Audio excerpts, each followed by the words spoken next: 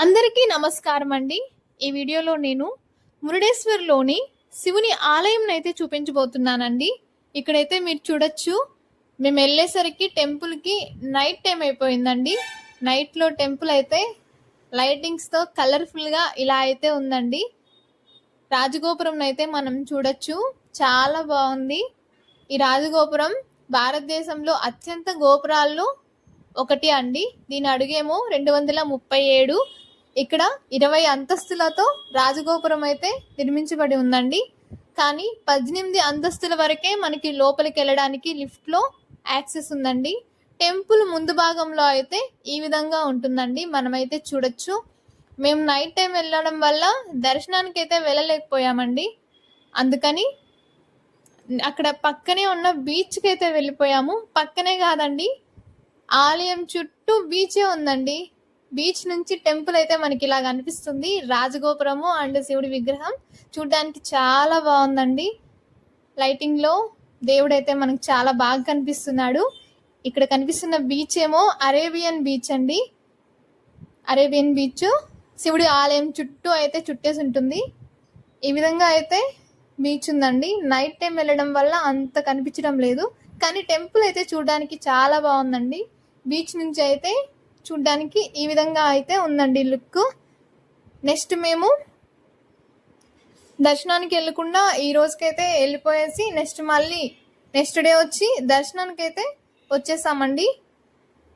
వచ్చాక కూడా దర్శనానికి డైరెక్ట్గా వెళ్ళకుండా రాజగోపురం లిఫ్ట్లో 18th ఫ్లోర్కి వెళ్ళి శివుడి విగ్రహం అయితే చూసామండి. ఈ విధంగా అయితే శివుడి విగ్రహం మనకు కనిపిస్తుంది. శివుడి విగ్రహం ఎన్ని అడుగులు ఉంది అంటే 123 అడుగుల్లో భారతదేశంలో ఎత్తైన విగ్రహాల్లో ఒకటిగా మన శివుడి విగ్రహం అయితే ఉందండి. చుట్టూ బీచ్తో శివుడి విగ్రహం అయితే మనకి ఈ విధంగా కనిపిస్తుందండి. మనమైతే చూడొచ్చు. అక్కడ 18th ఫ్లోర్లోనే మనకి 4 విండోస్ ఉన్నాయండి. ఒక్కొక్క విండో నుంచి ఒక్కొక్కలాగా అయితే మనకి వ్యూ కనిపిస్తుంది. స్వామిని అయితే మేము ఇలా అయితే దర్శనం చేసుకున్నామండి, గోపురంలో నుంచి చూస్తూ. నెక్స్ట్ ఇక్కడ నుంచి ఇంకొక విండోకి అయితే వెళ్ళి అక్కడ కూడా ఎలా ఉంటుంది వ్యూ అని అయితే నేను వీడియో అయితే తీసానండి. ఇంకొక విండోలో ఏమో ఈ విధంగా వ్యూ అయితే కనిపిస్తుంది. మనమైతే చూడొచ్చు. అక్కడే మనకి ఫ్లోటింగ్ బ్రిడ్జ్ కూడా కనిపిస్తుందండి. మనమైతే చూడొచ్చు. కింద ఈ విధంగా అయితే మనకి రాజగోపురం నుంచి సముద్రం వ్యూ అయితే కనిపిస్తుందండి. చూడ్డానికి అయితే చాలా బాగుందండి. బీచ్ అంతా కూడా మంచిగా ఉంది.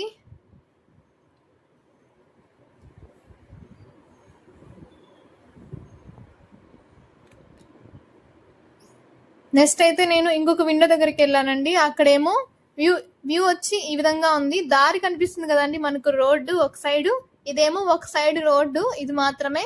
నెక్స్ట్ మిగతా అంతా కూడా బీచే అండి.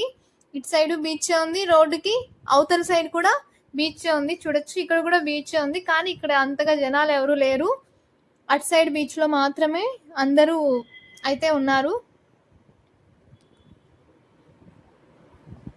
చూడ్డానికి అయితే చాలా బాగుంది కదండి లొకేషన్.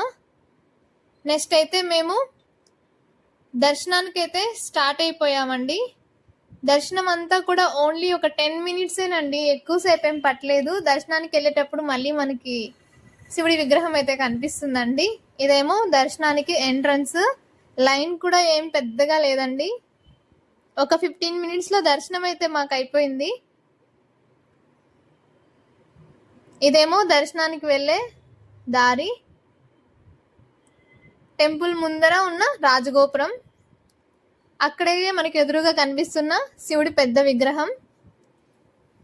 నెక్స్ట్ ఏమో మేమైతే లైన్లోకి వెళ్ళిపోయామండి. క్యూ లైన్ అయితే చాలా చిన్నగా ఉందండి. 10 మినిట్స్ తర్వాత అయితే దర్శనానికి వదిలేశారు. మేము మార్నింగే దర్శనానికి ఎందుకు రాలేకపోయాము అంటే, మేము మంగళూరులో ఉన్న సూర్యదేవుడి టెంపుల్కి వెళ్ళాము. అలాగే అక్కడ నుంచి కుందాపూర్ దగ్గర ఉన్న స్వయంభూ విఘ్నేశ్వర స్వామి టెంపుల్కి అయితే వెళ్ళామండి. అందుకని మేము మురుడేశ్వర స్వామి టెంపుల్కి లేట్గా వచ్చాము. నెక్స్ట్ అయితే మమ్మల్ని దర్శనానికి అయితే టెంపుల్ లోపలికి ఇప్పుడు వదిలేశారు. ఇక్కడ నంది ముందు కనిపించేదే శివుడి ఆత్మలింగం అండి. మేమైతే దర్శనం అయ్యాక భోజనాలకైతే వెళ్ళిపోయామండి. టెంపుల్ లోపలే మనకి పక్కనే అన్నప్రసాదశాల అయితే ఉందండి. అక్కడికైతే వెళ్ళిపోయాము. ఇక్కడంతా భోజనాలు చాలా సిస్టమాటిక్ గా అయితే ఉన్నాయండి. వాళ్ళే ప్లేట్ ఇచ్చి వాటర్ ఇచ్చి ఆ వాటర్ని కూడా కలెక్ట్ చేసుకొని వాటర్ గ్లాసెస్ అయితే ఈ విధంగా ఇచ్చి మనకైతే భోజనం అయితే పెడతారండి. చూడ్డానికైతే చాలా సిస్టమాటిక్ గా ఉంది అంతా.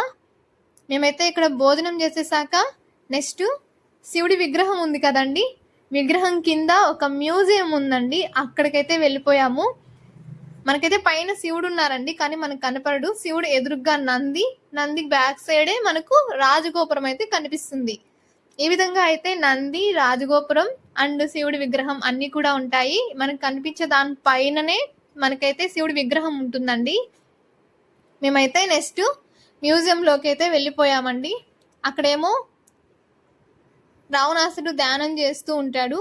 ఇక్కడ ఆత్మలింగానికి ఒక కథ అయితే ఉందండి, స్టోరీ. అదేంటి అంటే రావణాసుడు ఘోర తపస్సు చేస్తాడు శివుడి కోసం. శివుడు ప్రత్యక్షమయ్యి ఏం కావాలంటే ఆత్మలింగం కావాలి అని అడుగుతాడు రావణాసుడు. ఆ తర్వాత శివుడు రావణాసుడికి ఆత్మలింగం అయితే ఇచ్చేస్తారండి. కానీ ఒక కండిషన్, ఆ ఆత్మలింగాన్ని అయితే కింద పెట్టకూడదు, కింద పెట్టామనుకో పవర్ వెళ్ళిపోతుంది. అలా అయితే చెప్పి శివుడు ఆత్మలింగాన్ని రావణాసునికి ఇస్తారనమాట. కానీ దేవతలందరూ భయపడతారనమాట, ఆత్మలింగం రాక్షసుడికి వెళ్తే ఏదైనా చేస్తాడేమో అని. ఆ తర్వాత వాళ్ళందరూ కలిసి వినాయక స్వామిని కోరుతారనమాట సహాయం చేయమని. ఆయనేమో చిన్న బాలుడి రూపంలో అక్కడికి వెళ్ళి ఉంటాడు. అది సూర్యోదయం అవడంతో సూర్యదేవుడికి పూజ చేసుకోవాలని రావణాసురుడు విగ్రహాన్ని తీసుకెళ్ళి ఆ చిన్న బాలుడికి అయితే ఇస్తాడు. ఆయన అయితే 3 షరతులు పెడతాడు. నేను 3 సార్లు పిలుస్తాను, అంతలోపు నువ్వు రాకపోతే విగ్రహం కింద పెట్టేస్తాను అని చెప్తాడు. సరేనని రావణాసురుడు స్నానానికి వెళ్తాడు. అంతలోపే మన బాలుడు ఏం చేస్తాడు అంటే విగ్రహాన్ని తీసి కింద పెట్టేస్తాడు. తర్వాత విగ్రహం కాదు, ఆత్మలింగాన్ని తీసి కింద పెడతారు. ఆత్మలింగానికి ఉన్న పవర్ పోవడంతో రావణాసురుడు కోపంతో ఆ విగ్రహాన్ని అయితే లాగుతాడనమాట. లాగినప్పుడు అది కొన్ని ముక్కలుగా అయిపోతుంది. ఆ ముక్కల్లో ఒక ముక్కే ఇక్కడ ఉన్న ఆత్మలింగంలో ఒక ముక్కే మురుడేశ్వర్లో ఉన్న లింగం అన్నమాట. నెక్స్ట్ గోకర్ణలో మెయిన్ స్థానం గోకర్ణలో అయితే పడిందనమాట. అంటే లాగిన దాని వల్ల, గట్టిగా లాగడం వల్ల అక్కడక్కడ కొన్ని ముక్కలు అయితే పడిపోయాయి.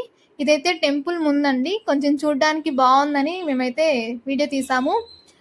థ్యాంక్ యూ ఫర్ వాచింగ్ అండి. మీకు గనుక ఈ వీడియో నచ్చితే లైక్ చేయండి. మరిన్ని టెంపుల్ వీడియోస్ కోసం నా ఛానల్ని సబ్స్క్రైబ్ చేసుకోండి. మేమైతే నెక్స్ట్ కొక్కే సుబ్రహ్మణ్య స్వామి దగ్గరికి అయితే వెళ్తున్నాము టెంపుల్కి. అక్కడ కూడా వీడియో తీసి నేనైతే నా ఛానల్లో పెడతాను, అదైతే మీరు చూడొచ్చు. ఓం నమ శివాయ. Thank you for watching.